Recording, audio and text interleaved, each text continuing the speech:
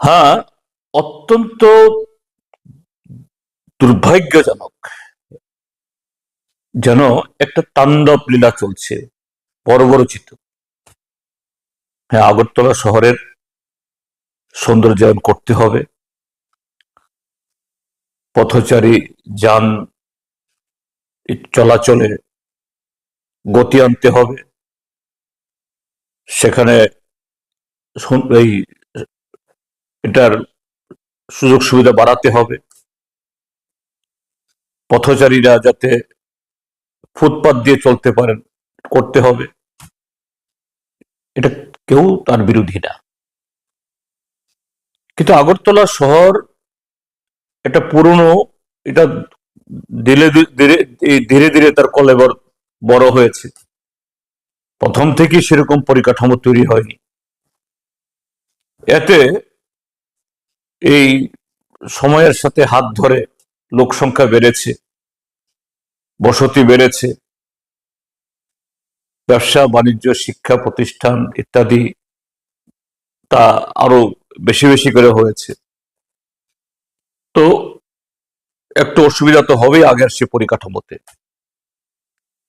তাহলে সরকার নতুন করে, যেমন বামপন্থী ফ্রন্ট সরকার শহরটাকে এই কাটাখালের ওই পারে নিউ ক্যাপিটাল কমপ্লেক্স করে এখন হাইকোর্ট, সচিবালয়, বিধানসভা, রাজ্যপালের ভবন, আরো রাজ্যপালের ভবন অবশ্য আগে থেকেই ছিল সেদিকটায়, এবং অনেক শিক্ষা প্রতিষ্ঠান এখন যে এইদিকে এই মোহনপুরের দিকে চলে গেছে। এই কারণে তখনকার সময়েতে একটা পরিকল্পনা গ্রহণ করে কিভাবে এই যে নতুন করে বসতি স্থাপন, নতুন করে এই মানুষের প্রয়োজন সুবিধাগুলো বানানোর চেষ্টা হয়েছে। শুধু এদিকে নয়, এই হাওড়া নদীর উপর অনেকগুলো ব্রিজ তৈরি হয়েছে, এই যোগেন্দ্রনগরের দিকে, তারপর এই কাটাখালের এই ইয়েতে পশ্চিম দিকে, ইয়েতে এই কি বল দুর্গা চমুনের দিকে বাজার সম্প্রসারিত হয়েছে। তারপর এই যে খালগুলোর উপরে স্ল্যাব দিয়ে এই প্রশস্ত করা হয়েছে, চিলড্রেন্স পার্ক, শিশু উদ্যানের এই সামনে ওরিয়েন্ট চমুনিতে পুরো, সেখানে শুধু ড্রেন কাভার করা হয়েছে, তার উপরে দ্বিতল ব্যবসায়িক জন্য স্থল তৈরি করা হয়েছে। কেন করা হয়েছে এগুলো? হকারদের জায়গা দেওয়ার জন্য, কারণ হকারদেরও দরকার। কাজেই সরকার, রাজ্য সরকারই হোক বা এটা মিউনিসিপাল কর্পোরেশন, তাদের যেমন দায়িত্ব নাগরিকদের স্বাচ্ছন্দ্য, ঠিক তেমনি যারা ফুটপাথবাসী, রিক্সা চালক, অটো চালক, ভ্যান, যারা ভ্যান চালক, তারাও নাগরিক। সরকারকে সেরকম ভাবে করতে হবে। বামফ্রন্ট সরকার দুই ক্ষেপে ৩৫ বছর ছিল, কোনোদিন বুলডোজার নামায়নি, কোনোদিন এরকম ভাবে নির্মম ভাবে করতে হয়নি। এই সিটি সেন্টার গড়ে উঠেছে, সেখানেও দোকান ছিল অনেকগুলো, সিটি সেন্টার তৈরি করে তাদেরকে পুনর্বাসিত করা হয়েছে।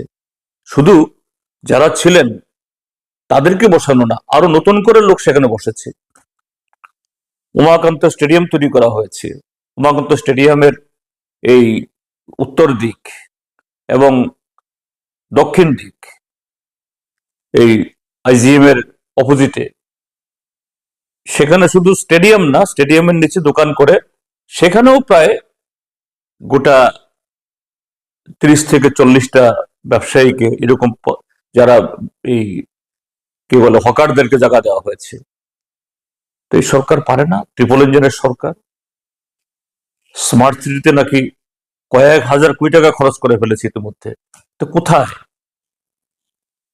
কেন এই হকারদের জন্য নতুন করে একটা বিপণী বিতান বা এরকম মার্কেট তৈরি হলো না? আবার দেখা যায়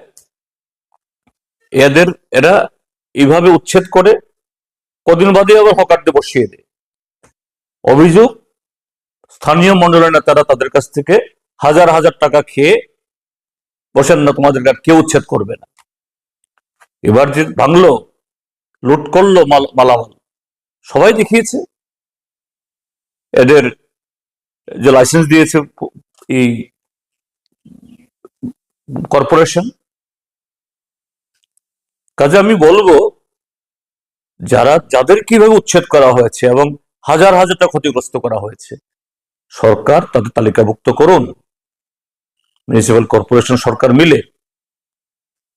এবং তোমাদের সরকার আছে কেন্দ্রে, খালি জায়গা দেখে সেখানে এরকম বহু সুবিধাযুক্ত ব্যবসা প্রতিষ্ঠানের একটা ব্যবস্থা করুন।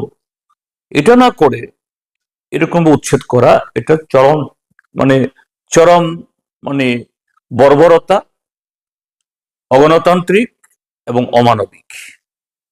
আমি সমস্ত নাগরিকদের, শুধু যারা উচ্ছেদকৃত হয়েছেন তাদেরকে না, আগরতলাবাসী সমস্ত নাগরিকদের অনুরোধ করব, সোচ্চার ঐক্যবদ্ধ হয়ে এই সরকারের এই দমন নীতির বিরুদ্ধে পথে নামুন। নতুবা এরা ভাববে আমরা সরকার যখন খুশি তখনই আমরা যাকে তাকে তুলে দিতে পারি। আজকে অবৈধ নামে তাদের করেছে, কালকে আগামীকাল বৈধদেরও তারা করবে। আর একটা বিষয় আমি এখানে বলতে চাই, আগরতলা শহরে আর একটা এই যানজট ইত্যাদির কারণ হলো লাইসেন্সকৃত এবং অলাইসেন্সকৃত অপরিকল্পিতভাবে এই অটো টমটম চলছে। হ্যাঁ, তারাও আমাদের নাগরিক, কি করবে, বেকারিত্ব, এই কারণেই তারা আসতে বাধ্য হন। কিন্তু এই ক্ষেত্রে সরকার একটু নিয়ন্ত্রণ থাকা চাই।